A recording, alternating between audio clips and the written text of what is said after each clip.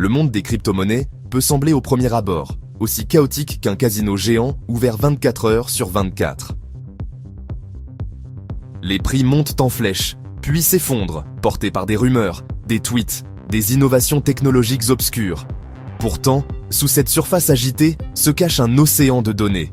Chaque transaction, chaque nouveau bloc miné, chaque fluctuation de prix est enregistrée, créant un historique public et incroyablement riche. C'est ici que l'analyse statistique entre en jeu. Elle n'est pas une boule de cristal, mais plutôt une boussole, un sextant. L'importance de cette approche est fondamentale, surtout pour les investisseurs débutants. Sans une méthode d'analyse, on risque de se laisser guider uniquement par ses émotions. La peur de manquer une opportunité, le fameux FOMO, la panique lors d'une baisse soudaine. Les statistiques nous offrent un cadre rationnel. Elles transforment le bruit ambiant en signaux potentiellement utiles. En regardant les chiffres, on peut commencer à quantifier le risque, à identifier des schémas récurrents, à comprendre les forces qui animent le marché. Il ne s'agit pas de prédire l'avenir avec certitude, mais de construire une thèse d'investissement basée sur des preuves tangibles plutôt que sur de simples espoirs. Cette démarche démystifie un univers souvent perçu comme inaccessible.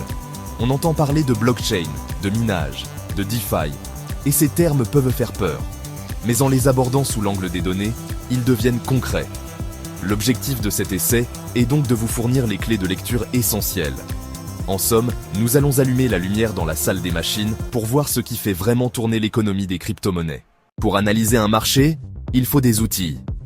En analyse technique crypto, l'outil de base est le graphique en chandelier japonais. Chaque bougie représente une période de temps, 1 minute, 1 heure, 1 jour, et nous raconte une petite histoire. Le corps de la bougie montre le prix d'ouverture et de clôture. Si le prix a monté, la bougie est verte, s'il a baissé, elle est rouge. Les mèches en haut et en bas indiquent les prix les plus hauts et les plus bas atteints pendant cette période.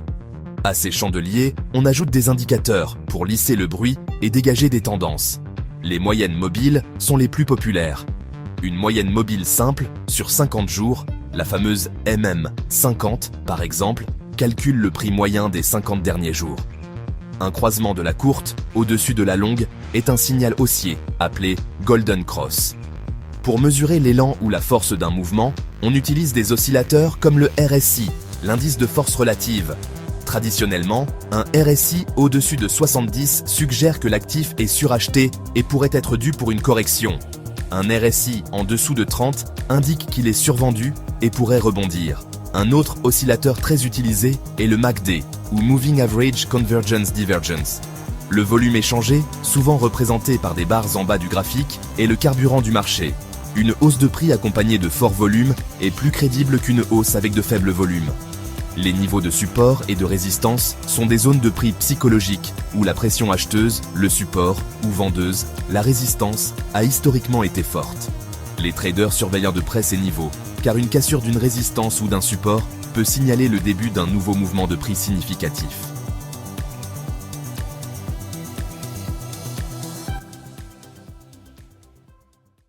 Le marché des crypto-monnaies est composé de milliers d'actifs, mais se comporte-t-il de la même manière ?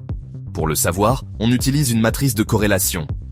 On constate que la plupart des altcoins ont une corrélation très élevée avec le Bitcoin. Il agit comme le chef d'orchestre du marché. Lorsque son prix bouge, les autres ont tendance à suivre. Les cryptos présentent aussi des queues épaisses, signifiant que des mouvements de prix extrêmes sont plus fréquents que sur les marchés traditionnels. Pour évaluer une crypto-monnaie, il ne suffit pas de regarder son prix. Il faut aussi analyser la santé et l'activité de son réseau blockchain sous-jacent. C'est ce qu'on appelle l'analyse on-chain. Pour les crypto-monnaies basées sur la preuve de travail, 2 métriques fondamentales sont le hash rate, la difficulté de minage. Le hash rate représente la puissance de calcul totale déployée par les mineurs pour sécuriser le réseau.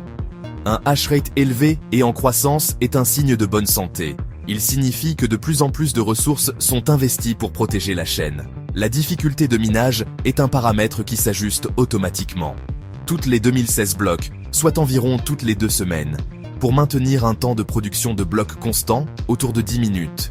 Si le hash rate augmente fortement, la difficulté augmente pour que les blocs ne soient pas trouvés trop vite. Un graphique superposé de l'évolution du hash rate, en EHS, et de la difficulté sur plusieurs années. Ce graphique montre une tendance exponentielle à la hausse. C'est la preuve tangible que le réseau devient de plus en plus robuste au fil du temps. Le nombre d'adresses actives quotidiennes est un excellent indicateur. S'il augmente de manière soutenue, cela suggère un nombre croissant d'utilisateurs qui interagissent avec la blockchain. Envoyer des fonds, utiliser des applications décentralisées, stocker de la valeur. Le nombre de transactions quotidiennes est également un indicateur clé.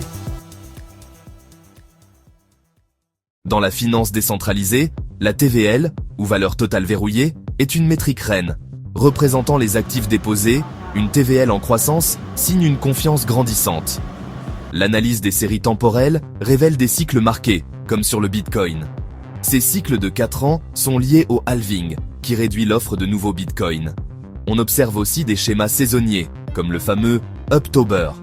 L'analyse historique inclut les drawdowns, les baisses maximales depuis un sommet. Pour le Bitcoin, ils peuvent dépasser 80%. Étudier leur ampleur est essentiel pour se préparer psychologiquement. Pour aller plus loin, les visualisations de données avancées sont précieuses. Une heatmap compare la performance de plusieurs actifs d'un coup d'œil. Les nuages de points visualisent la corrélation entre deux variables, comme les rendements du Bitcoin et de l'Ethereum. Ces outils offrent une perspective macroscopique sur la dynamique du marché, rappelant que la patience et la gestion du risque sont aussi importantes que la recherche du prochain actif explosif. Au terme de ce voyage, une image claire se dessine. Loin d'être un jeu de hasard, le marché crypto est cyclique, influencé par la dominance du Bitcoin. Sa volatilité n'est pas un bug, mais une caractéristique, le prix à payer pour une croissance potentiellement exponentielle. Peut-on prédire l'avenir? Non. Aucun modèle ne garantit le futur. Mais l'analyse de données change notre posture, de parieurs aveugles à explorateurs équipés. Elle nous ancre dans la réalité pour naviguer ce marché avec plus de confiance.